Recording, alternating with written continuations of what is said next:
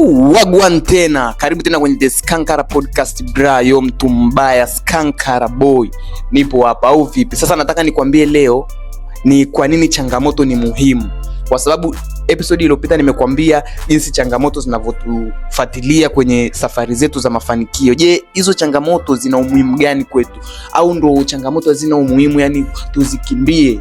No mzee, hatukimbii changamoto, tunaziface changamoto zetu kwa sababu zina faida kubwa sana. Faida namba moja, changamoto zinakufundisha ukomavu na zinakukuza kiakili na kihisia, au sio? Unapopitia changamoto nyingi, unapokataliwa, unapofanya nini, unazidi kujifunza. Ukiendelea kuziface zile changamoto bwana, umeenda sehemu, umepeleka idea yako, umepeleka proposal yako vizuri, wameikataa, unarudi unaisoma, unajua ulikosea wapi, unarudi tena. So unavyokataliwa, unavyokosea, unavyofanya hivi na hivi na hivi, inakukomaza kiakili, inakufanya unafikiria sana, unakuwa una uwanja mpana wa idea na mawazo kutokana na hiyo field yako ambayo upo. So unakomaa kihisia kwa namna gani? Hayo mambo yote yanakupitisha ups and downs. Unavyosolve changamoto moja kwenye issue inayokusumbua mzee, kuna namna kwanza unajisikia wewe ni champion, alafu kuna namna unapata hisia fulani hivi kwamba yes, kama hii nimeisolve, kuna nyingine nitaisolve na nyingine na nyingine, so nitafika. So lazima upambane. Ukikimbia wewe umeisha. Yani utakiwa kukimbia, jifunze tu kwa sababu zitakukomaza. Alafu kuna siku ukisimama hivyo mwenyewe utasema yes, I made it. So faida ya pili ya changamoto, kwamba zinakufundisha uvumilivu.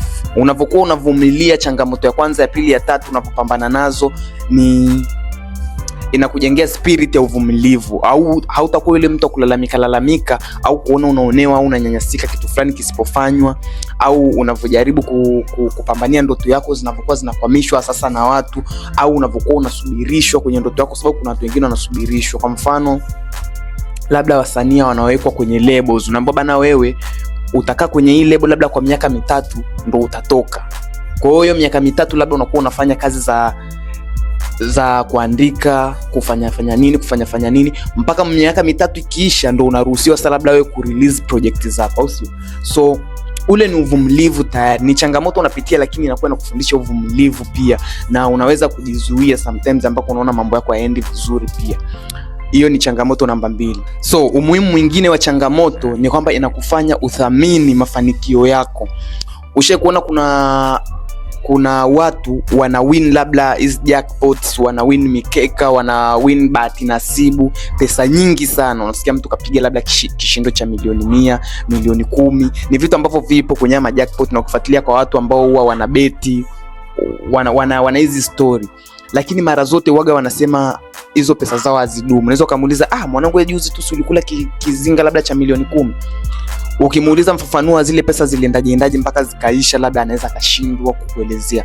Lakini mafanikio na changamoto, nikwambie, unavyokuwa unawekeza pesa zako, unavyokuwa unawekeza nguvu zako, unavyokuwa unawekeza muda wako kwenye kazi yako, kwenye project zako, trust me, the days inaanza kulipa, utathamini yale malipo unayoyapata, na make sure unayamanage, unayakuza, unayazalisha tena na tena na tena. Project hii inazalisha project hii. Ndio maana unakuta kuna mtu anafungua biashara hii, afu biashara hii ikikua anaongeza nyingine. Kwa sababu gani?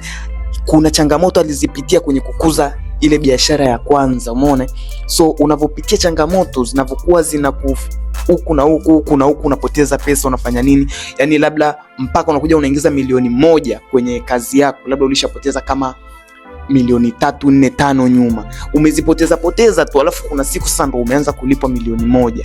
Una hasara ushazitengeneza nyuma, una ups and downs ushazipitia nyuma. Lazima uwe makini sana na hayo malipo yako ya kwanza. Lazima uyasherekee mafanikio yako kwa raha sana, kwa furaha sana. So mimi nakushauri usikimbie changamoto yoyote ambayo unaipitia. Mambo ni mengi sana kwenye jamii zetu siku hizi. Mambo ni mengi sana kwenye kupambania ndoto yako. Yaani uko unapambania ndoto yako, kwa mfano kama mimi ninavyosimamisha hii Skankara, is not a small job. It's not a small job. Mtu yote ambaye anapambania kitu from the ground is not a small job. Mimi na salute sana kwa mtu yote ambaye anapambania kitu from the scratch, kwa sababu tunajua vitu kama hivi, mimi silipwi hapa. Kwa hiyo inabidi nimalize hapa, nijue ninakula nini baadaye, nijue naendeshaje tena haya maisha mengine. Lakini I have to stand for Skankara kwa sababu ina vision kubwa na ina uwanja mpana.